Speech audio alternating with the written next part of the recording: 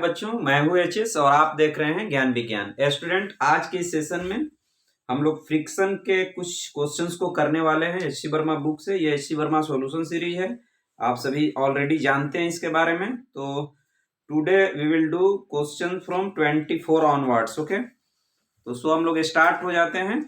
चलिए, question number 24 का solution इससे पहले वाले वीडियो में गया है, बट पार्शियली गया है और थोड़ा उसमें एरर ये आया है ना कि मैंने दोनों मास को डिफरेंट मान लिया है। ओके, मैंने क्वेश्चन नहीं पढ़ा था, तो दोनों मास को M and small M and capital M मान करके उसको सॉल्व कर दिया है। बट अभी उसको मैं ये दोनों को इक्वल ही मास मानना है, तो जस्ट जैसे क्वेश्चन दिया है उसी तरह से उसकी सॉल्यूशन भी होना चाहिए। तो चलिए, क्वेश्चन नंबर 24 की हम लोग शुरुआत करते हैं। Friction coefficient between the two blocks shown in figure is mu but the floor is smooth. What maximum horizontal force F can be applied. देखिए, एक इस तरह का आपको पहले तो जो बुक में फिगर दिया है इसको हम लोग लिख लेते हैं। इस फिगर को ड्रॉ की करके ये देखिए, ऐसा एक फिगर दिया हुआ है। इसके ऊपर एक ब्लॉक है और ये पुली है। पुली के थ्रू दोनों ब्लॉक को इस तरह से एक बड़ी सी पुली बना लीजिए और यहाँ से इसको ऐसे फिक्स किया गया है। और इस पर कितना हम फोर्स लगाएं कि ये जो बॉटम मोस्ट ब्लॉक है, जो बॉटम पर ब्लॉक है, इसमें स्लाइडिंग ना हो। इसका मास वो कैपिटल एम है। अच्छा, इसका मास एम है, इसका मास स्मॉल एम है। यहाँ पर हमने जो इस पर फ्रिक्शन लगाया है ना, वो mu into capital M g पिछले वाले वीडियो में चला गया था, तो आप उसको ठीक कर लीजिए। देखिए, यहाँ पर एक्चुअल में क्या होगा कि जब आप फोर्स लगाओगे तो यहाँ पर टेंशन अराइज होगा और उस टेंशन की वैल्यू जो होनी चाहिए, और ये सरफेस जो है दोनों ब्लॉक के बीच में फ्रिक्शन है। Friction coefficient between the two blocks shown in figure is mu and the floor is smooth. यहाँ पर कोई फ्रिक्शन नहीं है, म्यू की वैल्यू 0 है और यहाँ पर म्यू है, फ्रिक्शन कोफिशिएंट म्यू है। जब आप इस पर फोर्स लगाएंगे तो इस स्ट्रिंग में टेंशन अराइज होगा और उस टेंशन की वैल्यू यहाँ की जो लिमिटिंग फ्रिक्शन होनी चाहिए उससे कम होनी चाहिए या मैक्सिमम लिमिट में उसके बराबर होनी चाहिए टू प्रिवेंट स्लाइडिंग। तो what maximum force F can be applied to prevent sliding. तो ऑब्वियस है कि जो टेंशन की वैल्यू होना चाहिए ये must be less than equal to F limiting existing there. Actual में ये बिगर ब्लॉक पर जो फोर्स लगेगा ये इस डायरेक्शन में फ्रिक्शन लग जाएगा और इस पर फ्रिक्शन इधर लग जाएगा। फ्रिक्शन म्यू इंटू नॉर्मल होता है, तो mu into small m g होगा और यहाँ भी mu into small m g होगा। हमने कल वाले प्रॉब्लम में ही गलती करा था कि इसमें कैपिटल एम जी ले रखा था। अब दोनों का इक्वेशन लिखिए। यहाँ पर इक्विलिब्रियम के केस में T equal to mu m g हो जाएगा। इस ब्लॉक पर बैक में लगेगा तो T भी बैक में, फ्रिक्शन भी बैक में और F आगे। तो सो F इक्वल टू, इसकी नेमिंग A करते हैं और इसकी नेमिंग B करते हैं। तो for block A F equal to T plus mu m g लिखेंगे हम लोग। और B के लिए देखिए, ये फ्रिक्शन इक्वल टू ये टेंशन, टेंशन या F, टेंशन F के ही इक्वल है होगा, है ना। यहाँ पर T F के इक्वल नहीं होगा ना, T इक्वल टू इस इक्वेशन से सॉल्व करेंगे, सॉरी। तो यहाँ पर हमें T मिल जाएगा, है ना। तो T इक्वल टू, यहाँ से T equal to mu m g हो जाएगा। तो सो F इक्वल टू, यहाँ वैल्यू पुट कर दीजिए ये, तो ये भी म्यू एम जी हो जाएगा और यहाँ भी म्यू एम जी हो जाएगा। तो सो F की वैल्यू हो जाएगा 2 म्यू एम जी। F की वैल्यू हो जाएगा 2 म्यू एम जी। ओके, तो ये था। अब इसके बाद नेक्स्ट क्वेश्चन है कि अगर इस फोर्स को हम डबल कर दें तो फिर एक्सेलरेशन सिस्टम में क्या होगा। तो इसमें F की जगह पर हम लोग पहले फ्री बॉडी डायग्राम के अकॉर्डिंग इसका एक इक्वेशन लिखते हैं। तो इसका इक्वेशन हो जाएगा, अब ऐसा है कि ये ब्लॉक इधर जाएगा और ये इधर आएगा। तो A का इक्वेशन होगा F minus T minus friction की value mu m g equal to mass into acceleration. This is equation A. And B block के लिए tension minus friction, friction again mu m g equal to capital M into a, ये equation B हो जाएगा। दोनों को add करने से F minus 2 mu m g equal to small m plus capital M into a हो जाएगा। F की वैल्यू इस फोर्स का डबल लेना है, मीन 4 म्यू एम जी लेना है। ये 2 म्यू एम जी आ गया है तो डबल इसका 4 म्यू एम जी हो जाएगा। फिर ये 2 m g equal to small m capital M into a हो जाएगा। So a equal to 2 mu m g divided by m plus m हो जाएगा। ये हमारा एक्सेलरेशन का आंसर हो जाएगा। तो ये क्वेश्चन नंबर 24 था। अब क्वेश्चन नंबर 25 एंड 26 भी सेम क्वेश्चन है, बस अंतर ये है कि इसमें ये एंटायर सिस्टम ए एक्सेलरेशन से डाउन की ओर आ रहा है। तो अगर एंटायर सिस्टम ए एक्सेलरेशन से डाउन की ओर आएगा बच्चों, तो इस पर हम लोगों को ये म्यू की वैल्यू दिया हुआ है, एक सूडो फोर्स ए में ऊपर लगाना पड़ेगा, नॉर्मल ऊपर लगाना पड़ेगा और एम जी डाउन में जाएगा। यहाँ नॉर्मल की वैल्यू हमें m g, normal plus m a m g, तो सो नॉर्मल इक्वल टू, चलिए इसको लिख देते हैं, normal plus m a equal to m g हो जाएगा। तो नॉर्मल की वैल्यू हमें मिल जाएगा कितना, ये m g minus m a, normal की value m g minus m a मिल जाएगा। ओके, तो अब हम क्या करेंगे कि यहाँ जहां भी हमने म्यू जहां पर एम जी रखा था वहां पर m g minus m a, या फिर इसको एम जी माइनस ए या एम जी डैश लिख देंगे, वेयर जी डैश की value g minus m a ले लेंगे। तो इस प्रॉब्लम को सॉल्व करने के लिए, अब ये 26 को सॉल्व करने के लिए बस चेंजेज इतना करना है कि जी के जगह पर जी is replaced by ji dash. तो देखिए यहाँ G dash G dash G dash G dash, तो सो जी डैश की वैल्यू अगर हम डालते हैं तो 2 म्यू एम ये जी माइनस ए आ जाएगा, राइट। और सिमिलरली यहाँ भी जी डैश की वैल्यू हम डाल देंगे, हमारा आंसर आ जाएगा। मतलब यहाँ भी जी डैश आ जाएगा, मतलब g is replaced by ji dash in this case. ये सारे जगहों पर जी is replaced by ji dash और आंसर हो जाएगा यहाँ पर जी माइनस ए। तो ये था क्वेश्चन नंबर 24 था, तो ये 25 हो गया। अब 26 नंबर क्वेश्चन भी यही है, थोड़ा सा चेंजेस करना है, तो 26 को हम लोग देख लें। देखिए 26 नंबर में चेंजेस क्या है, इसको मैं मिटा देता हूं, तो 26 नंबर थोड़ा क्लियरली समझ में आ जाएगा। सिमिलर क्वेश्चन है, कुछ भी उसमें नहीं करना है, सेम कॉन्सेप्ट है, बस उसमें क्या है कि बॉडी को चार्ज कर दिया गया है और उसको इलेक्ट्रिक फील्ड में रख दिया गया है, तो उस पर भी एक फोर्स लगने लगेगा यहाँ पर। अब जो एक्चुअल में इस बॉडी पर चार्ज क्यू दिया गया है और electric field E upward switched है, तो एक फोर्स तो नॉर्मल ऊपर लगेगा ही, एक और ये क्यू ई फोर्स लगने लगेगा, है ना, और एम जी नीचे लगेगा। तो normal plus q e equal to m g हो जाएगा। तो सो नॉर्मल की value m g minus q e हो जाएगा, यानी नॉर्मल की value g m minus, sorry m, ये हो गया हमारा नॉर्मल की वैल्यू, है ना। तो normal is replaced by m g minus q e, या यदि हम एम को कॉमन लेते हैं तो g minus q e by m, normal को रिप्लेस कर देंगे या एम जी डैश से रिप्लेस कर देंगे, बट यहाँ पर जो जी डैश लेना है g minus q e by m ले लेना है। तो सॉल्यूशन उसी प्रॉब्लम जैसा करना है, only g dash is replaced by g minus q by m, that is हमारा आंसर हो जाएगा। जो 2 म्यू एम जी आया था, 2 म्यू एम जी आया था, वो जी डैश हो जाएगा, और इस बार जी डैश की वैल्यू हमारा हो जाएगा g minus q e by m. Similarly जो एक्सेलरेशन का आंसर जो हमें मिला था 2 mu m g divided by m plus small m, तो this time 2 mu small m g is replaced by g minus q e by m divided by capital M plus small m. तो इस तरह से अब आप इस question का solution कर सकते हैं। तो ये क्वेश्चन नंबर 26 था। अब हम लोग देखते हैं क्वेश्चन नंबर 27। 27 है बच्चों, ये भी अच्छा क्वेश्चन है, थोड़ा कॉन्सेप्चुअल है। तो आई होप कि आपको 24, 25 और 26 समझ में आ गया होगा, है ना। अब 27 हम लोग करते हैं।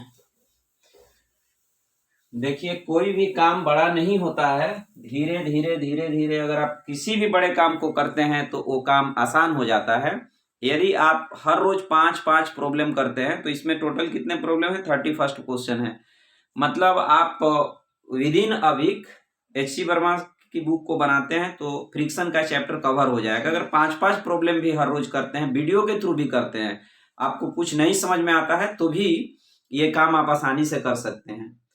ठीक है। और एच.सी. वर्मा बुक की अहमियत कितनी है, कितना इंपॉर्टेंस है, आप खुद समझ रहे होंगे। मैं बार बार क्लास में बोल रहा हूँ कि एच.सी. वर्मा की बुक को अगर आप सीरियसली कर लेते हैं कंप्लीटली, उसको 2 बार बनाइए, 1 बार बनाइए, फिर 1 बार उसको रिवाइज कीजिए, उसके बाद आईआईटी का क्वेश्चन बैंक बना लीजिए, तो इतनी ही बुक कर लेने से आपको 2000 के अंदर रैंक लाने से कोई नहीं रोक सकता है। इसके बाद जो टीचर की क्लासरूम डिलीवरी होता है, क्लासरूम में बहुत सारे क्वेश्चंस बहुत तरह के होते हैं, ये कीजिए, टेस्ट पेपर बनाइए जो डिफरेंट टेस्ट सीरीज की, तो आई होप कि आपको 2000 के अंदर रैंक लाने से कोई नहीं रोक सकता है।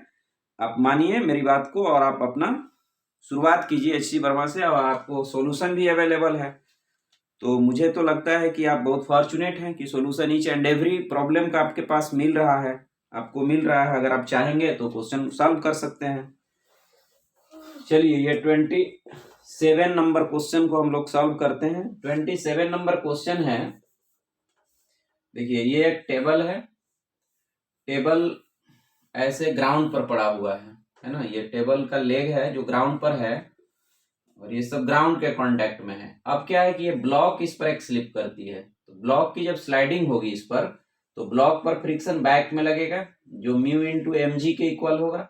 तो जब ब्लॉक पर फ्रिक्शन इधर लगेगा तो इसको अगर हम टेबल मानते हैं तो टेबल पर फ्रिक्शन आगे लगेगा। इस फ्रिक्शन को कंट्रोल करने के लिए जो इसके लेग्स जो 4 ठो बने हुए हैं उस पर फ्रिक्शन बैक में लगेगा, और ये जो फ्रिक्शन है स्टैटिक है, जो जस्ट इस फ्रिक्शन को बैलेंस करेगा, इस फ्रिक्शन को बैलेंस करेगा। और ये फ्रिक्शन जो है आप समझ रहे हैं कि म्यू एम जी ही होगा, म्यू एम जी होगा, क्योंकि ब्लॉक पर जितना फ्रिक्शन बैक में लगेगा उतना ही टेबल पर आगे लगेगा। तो सो फ्रिक्शन की value mu into m g होगा, और इसको निकालने के लिए यहाँ की फ्रिक्शन कोफिशिएंट, टेबल का मास वगैरह की कोई जरूरत नहीं है। ये क्वेश्चन में मेंशन किया है कि क्या इस फ्रिक्शन को निकालने के लिए लेग के पास जो लेग एंड फ्लोर के बाद के बीच का फ्रिक्शन कोफिशिएंट अवेलेबल होना चाहिए, तो आपका आंसर होगा कि नहीं होना चाहिए, क्योंकि यहाँ से इस रिलेशन से यहाँ पर स्टैटिक, यहाँ पर इक्विलिब्रियम का अगर हम कंडीशन लिखते हैं तो ये फ्रिक्शन हमें मिल जाता है। अब बच्चों हम लोग देखते हैं क्वेश्चन नंबर 28। क्वेश्चन नंबर 28 है आपका, इसमें भी एक फिगर दिया हुआ है और ये भी बहुत बेहतरीन क्वेश्चन है। पहले तो इसकी फ्री बॉडी डायग्राम बनाने में ही गलती हो जाती है, तो सो आप पहले इसका ऐसे डायग्राम हम लोग बना लिए, और है ना, ये आपका क्वेश्चन है। यहाँ पर दिया हुआ है इसका मास कैपिटल एम है, इसका मास स्मॉल एम है, और friction coefficient between the blocks and floor दोनों दिया हुआ है।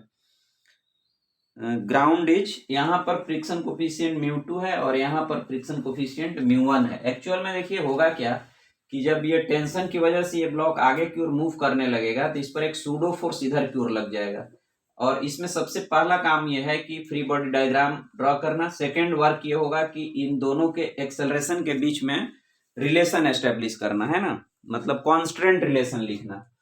तो फर्स्ट ऑफ ऑल हम लोग कॉन्स्टेंट ही लिख लेते हैं। देखिए ये अगर ब्लॉक यहाँ तक आएगी तो स्ट्रिंग का ये पार्ट x और ये पार्ट x, ये दोनों फ्री होगा, और ये ब्लॉक नीचे की ओर 2x से गिर जाएगी। तो इस बेसिस पर हम लोग बोल सकते हैं कि इसका अगर एक्सेलरेशन a लेंगे तो इसके रिस्पेक्ट में इसका जो एक्सेलरेशन होगा 2a डाउन होगा। ये इसके रिस्पेक्ट में, एक्चुअल में ग्राउंड के रिस्पेक्ट में कुछ और होगा। ग्राउंड के ऑब्जर्वर तो इसे नीचे भी आते देखेगा और आगे भी जाते देखेगा, तो एक्सेलरेशन इस डायरेक्शन में एक्टिव हो जाएगा। तो so we are solving this problem and we are writing the mechanics, we are studying the mechanics of a smaller mass with respect to bigger mass. तो so we have to apply a pseudo force because bigger mass is also in the position of acceleration, right? तो देखिए ये पहले हम लोग एक constant equation लिख लिए कि इसका एक्सेलरेशन a लेना है, तो ये स्मॉलर का एक्सेलरेशन 2a लेना है विथ रिस्पेक्ट टू बिगर मास। इसके बाद सेकंड थिंग ये है कि हम लोग बिगर मास का यहाँ पर बॉडी ड्रॉ करते हैं।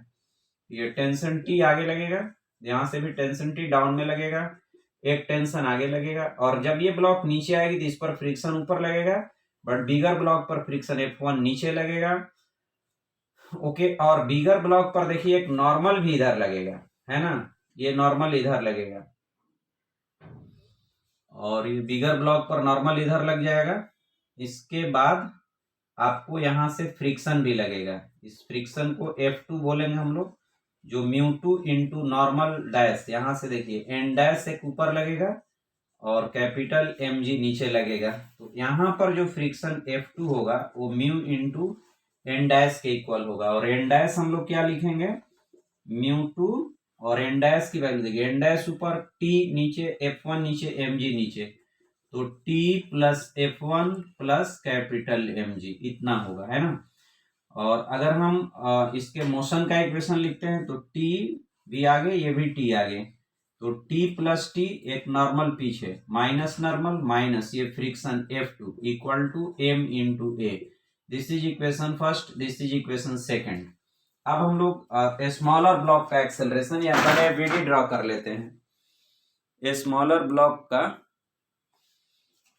ब्लॉक का एबीडी ड्रॉ कर लेते हैं। तो स्मॉलर ब्लॉक का एबीडी हो जाएगा बच्चों, टेंशन टी ऊपर, फ्रिक्शन भी F1 इस पर ऊपर, नॉर्मल इस पर इस डायरेक्शन में, pseudo force m into a इस डायरेक्शन में, स्मॉल mg इधर। तो these are the forces acting on a smaller block. तो so we have n equal to m a, mean जो n का वैल्यू होगा m ए होगा, एंड यहाँ पर μ1 इंटू n हो जाएगा, राइट।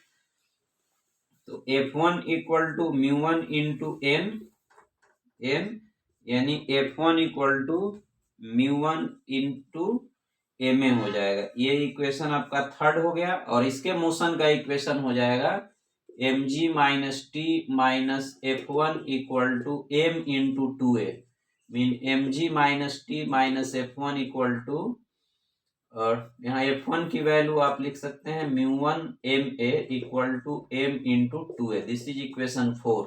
अब आप आपके पास 4 वेरिएबल है, t है, a है, एंड एक आपको कौन कौन से वेरिएबल आपके पास हैं, t भी हमें अननोन है, एक्सेलरेशन अननोन है, और भी कुछ है। आपको 4 इक्वेशन मालूम है, और आई होप कि 4 इक्वेशन को सॉल्व करेंगे तो आपका आंसर मिल जाएगा, है ना। यहाँ पर हम लोग देखिए, यहाँ की वैल्यू को तो यूज कर लिए, तो आपके पास 3 ही वेरिएबल है और 3 इक्वेशन है। देखिए यहाँ पर भी हम लोग m1 a पुट कर लेंगे a में। चलिए सारे इक्वेशंस को मैं पहले लिख दे रहा हूं। यहाँ पर F2 की वैल्यू हमें मिल गया इतना, है ना, F2 मिल गया, तो हम लोग 2t minus n mean ma, okay. तो यहाँ पर ma रख सकते हैं, माइनस F2 की वैल्यू हम लोग लिखने वाले हैं μ2 t प्लस F1 का value μ1 ma plus capital mg equal to capital m into a. इसको इक्वेशन ए बोलते हैं हम लोग, है ना। और वो जो इक्वेशन नंबर 4 है उसको लिखेंगे mg minus T minus μ1 ma equal to m into to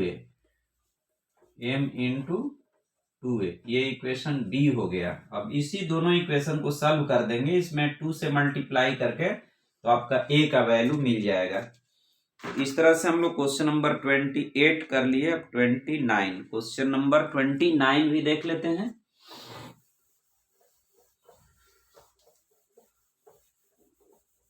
question number 29, 30 and 31। अब हमारे पास 3 प्रॉब्लम रेस्ट बचे हैं, इन्हें भी हम कर लेते हैं कि चैप्टर ही लास्ट कर जाएगा। क्वेश्चन नंबर देखिए 29 है बच्चों, कि एक ब्लॉक है। देखिए जैसे एक ब्लॉक है, जैसे इसको ही आप मान लीजिए कि ये मोबाइल फोन है, इसको हम लोग 40 न्यूटन की फोर्स से प्रेस किए हैं, तो नॉर्मल भी 40 होगा, और mg देखिए mg इसको स्लाइड कराने की कोशिश करेगा, यानी mg टेंजेंशियल होगा, और इस फोर्स से अगर हम इधर से भी एक फोर्स लगाया जाए तो ये भी टेंजेंशियल होगा। तो यहाँ mg और जो 15 न्यूटन का फोर्स है इसको हम लोग x और y डायरेक्शन में मान लें। जैसे 15 न्यूटन को x डायरेक्शन में, तो F टेंजेंशियल 15 i कैप, और जो ग्रेविटी वाला है उसको हम लोग माइनस j कैप दे दें, है ना। इस एक्सिस को हम लोग x का पॉजिटिव है, इधर ही मान लीजिए फोर्स लगाया जा रहा था, तो ये 15 न्यूटन हो गया और ग्रेविटी mg नीचे लगेगा। और जो नॉर्मल जिस फोर्स से प्रेस किए हैं वो नॉर्मल वो है 40 न्यूटन का फोर्स, ये 40 न्यूटन का। तो नॉर्मल उस ब्लॉक पर इधर लगेगा नॉर्मल, तो नॉर्मल और 40 एक दूसरे को बैलेंस कर लेगा, तो normal will be equal to 40 newton. इसलिए एफ जो लिमिटिंग होगा म्यू इंटू 40 हो जाएगा। म्यू की वैल्यू 0.5 दिया हुआ है, तो 0.5 को 40 से मल्टीप्लाई करेंगे तो 20 आ जाएगा, राइट। और ये दोनों का जो रिजल्टेंट फोर्स है, ये दोनों का जो रिजल्ट आएगा टेंजेंशियल फोर्सेस की मैग्नीट्यूड जो आएगा, ये 15 का स्क्वायर प्लस 20 का स्क्वायर का रूट कर लेंगे, तो ये जो मैग्नीट्यूड आएगा 225 प्लस 400 का रूट हो जाएगा, मीन 625 का रूट, मीन ये 25 न्यूटन हो जाएगा, है ना। ये 25 न्यूटन हो गया। तो हम लोग देख रहे हैं कि जो टेंजेंशियल फोर्स है वो एफ लिमिटिंग से ज्यादा है, मतलब ये ब्लॉक पर जो टेंजेंशियल फोर्सेस इस डायरेक्शन में एक्ट कर रहे हैं एफ टेंजेंशियल, ये 25 है, और इधर जो एक्टिव है एफ लिमिटिंग की वैल्यू, तो ये ब्लॉक एक्सेलरेट हो जाएगा, है ना। ये जो होगा आपका 15 है और इसको हम लोग 20 मान लेते हैं।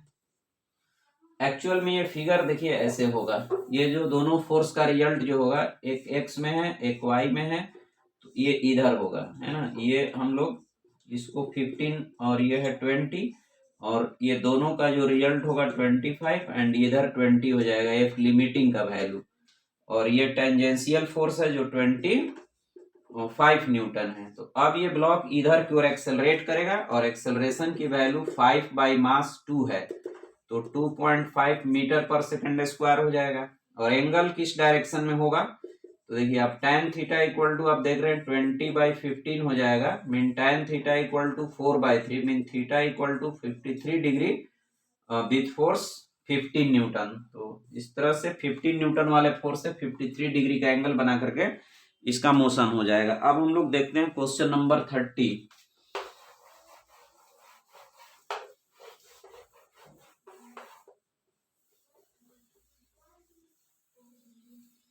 चलिए क्वेश्चन नंबर 30 है कि ये दो वॉल के बीच में एक आदमी ने अपने को ऐसे एडजस्ट किया है ना। यहां से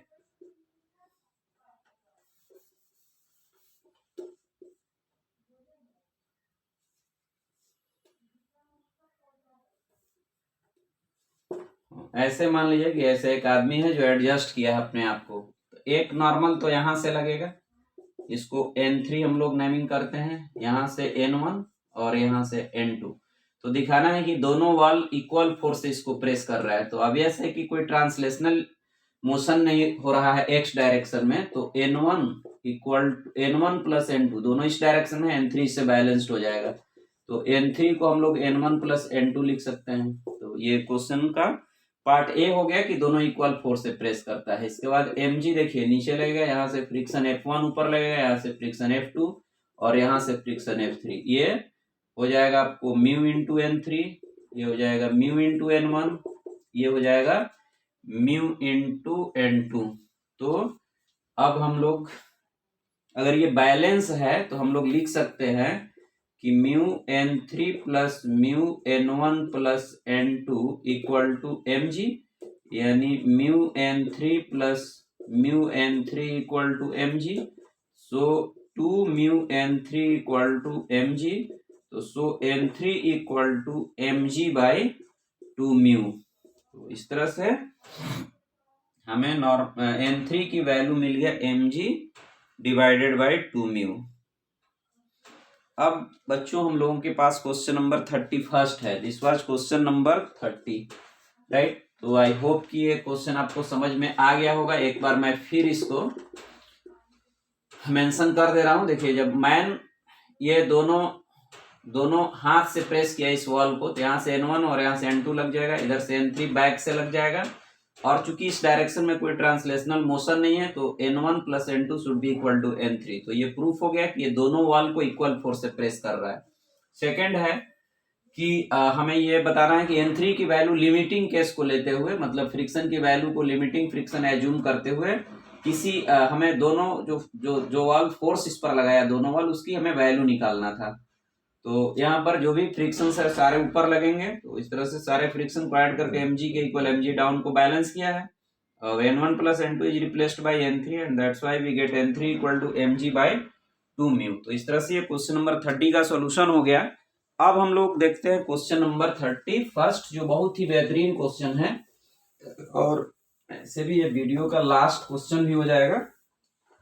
देखिए ये 31 है, यहां से मैं लिख रहा हूं क्वेश्चन नंबर 31 कि ये एक प्लैंक है जिसका लेंथ L दिया हुआ है, इसका मास कैपिटल M है, यहाँ पर फ्रिक्शन कोफिशिएंट म्यू है और यहाँ पर एक स्मॉल ब्लॉक है स्मॉल m का, और इंटायर सिस्टम को इधर की ओर मतलब वेलोसिटी दिया गया। तो जो भी वेलोसिटी इधर की ओर दिया जाएगा तो यहाँ से फ्रिक्शन एक्टिव हो जाएगा और ये जो फ्रिक्शन हो जाएगा वो म्यू और normal m plus small m into g हो जाएगा। तो ये फ्रिक्शन हमें मिल गया। जब ही ये फ्रिक्शन एक्टिव होगा तो यहाँ वाला फ्रिक्शन इसको आगे खींचना चाहेगा क्योंकि ये पीछे खींच रहा है, तो यहाँ हो जाएगा म्यू बाई 2 mg। इस पर इधर हो गया, इस पर भी इस डायरेक्शन में लग जाएगा mu mg by 2, mu by 2 mg यहाँ भी लग गया। मीन ये जो लगा फ्रिक्शन ये अपर ब्लॉक पर लगा। तो रिलेटिव वेलोसिटी इनिशियली तो कुछ है नहीं, तो जो भी फोर्सेस हम लोग इसका एक्सेलरेशन पहले फाइंड आउट करते हैं। तो इसको 1 और इसको हम लोग 2 ब्लॉक मानते हैं, तो एक्सेलरेशन ऑफ 1 हो जाएगा mu capital M plus small m into g minus mu mg upon 2 mg by 2 divided by इसका मास m। फिर हम लोग A2 निकालेंगे, मीन उसका एक्सेलरेशन निकाल लेंगे, तो वो हो जाएगा mu mg by 2 into m, उस पर फ्रिक्शन म्यू mg बाई 2 लगा है। अब हम लोग रिलेटिव एक्सेलरेशन निकाल लेंगे, मीन इसका एक्सेलरेशन इसके रिस्पेक्ट में निकालते हैं, तो A1 से A2 को घटा लेंगे तो A रिलेटिव मिल जाएगा।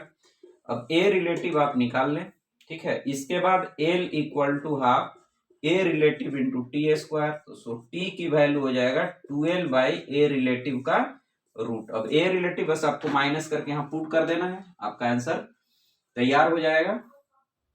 तो आई होप कि ये क्वेश्चन का सॉल्यूशन आपको समझ में आया होगा, आप वीडियो को लाइक किए होंगे। तो I again advise you that please do each and every problem from HC Verma book if you want to excel in the life through science stream. तो thank you for watching video, next video में मिलते हैं, bye.